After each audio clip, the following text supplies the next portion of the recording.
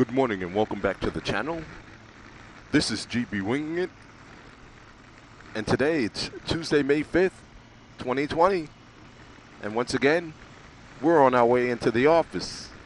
Now, on this May 5th, we got temperatures of 48 degrees with northwesterly winds at 12 miles an hour, making for a real feel of 38. And in this cold, it feels like a cold autumn morning. It's crisp. The air is cold. I am not running my heated gloves, as you can see. I am running a gauntlet glove. And at 5:55 this morning, you can see that we've got a lot of daylight. A lot of daylight already. And that's always nice when you're out here on the roads. I don't know if you guys are picking this up, but there's a little bit more traffic nowadays than they were a week or two ago.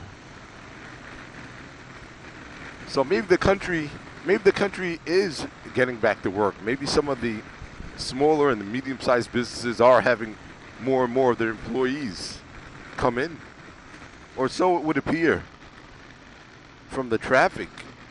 And in the event, I'd like to talk to you folks about a topic that's sort of near and dear to all motorcyclists or all motorcycle riders who spend a lot of time on their motorcycles or thinking about riding their motorcycles, who have significant others or people living in their household. And the question is to you guys, do you feel compelled to convince the members of your household that what you're doing is not only fun, but healthy for you, healthy psychologically, and healthy physically for you? Do you have a hard time convincing them? Your partners do not ride for whatever reasons. They've got a story or whatever the case is. I want to hear from you guys. Do you have a difficult time convincing them that what you're doing is not only safe, but fun and healthy for you, physically and or psychologically? I have to tell you, I've been through a little bit of that myself. Long before my significant other threw a leg over my bike, she never would ride. And she would hear from her family and friends, "Oh, it's bad for you. This is what's going to happen to you. This is what's happened to a friend." It was all, everyone had a story. Everyone always has a story when it comes to something that they may not be comfortable doing for whatever reasons. Could be anxiety, it could be the fear of something not going right that day and having a bad day, so to speak. Everyone has a story.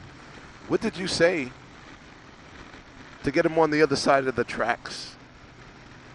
To give them assurances that what you were doing was good for you, good for your heart, good for your soul, good for your mind. What did it take? Did it take a season of quote unquote no incidents or safe riding? Did it take showing them that you were licensed and you had went to an MSF course, or you participate, or your time out there riding in a group was with older, more responsible people with X amount of years under their belt, more years than you had? Was it a combination of these things? What did it take for you? Or did it not matter at all? Did you simply continue to do the thing that made you happy? Who knows? Maybe it was out of necessity. Maybe you were that person that you had that motorcycle or that scooter, and that was your only means of transportation. So this is something that you are going to be doing throughout the seasons. And maybe you developed a level of proficiency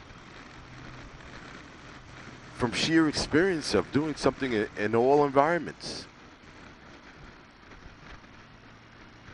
Personally speaking, it was a combination of things for me. I started out, my first two-wheel motorized vehicle was a Suzuki Shuttle, a 50cc Suzuki Shuttle. I lived in an apartment building. I was a kid, and I lived on the 6th floor, and I'd have to carry that thing up 6 flights of steps every day when the elevator was out, which was often, I might add. That was a real job. 6 flights of steps, 2 landings for each flight. Yeah, that was a tough one. And for the first time, my immediate family, my siblings, my dad saw what I was doing just to be on a 2-wheeled motorized vehicle. Makes you think the lengths you would go for something that you love or that you were developing a love for. Well, here I am, nearly 40 years later, still on 2 wheels,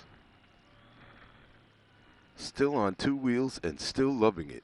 So what is it that you've done to convince your significant others and the people that you love and that you care about that what you are doing is fun, safe, good for your mind, good for your soul?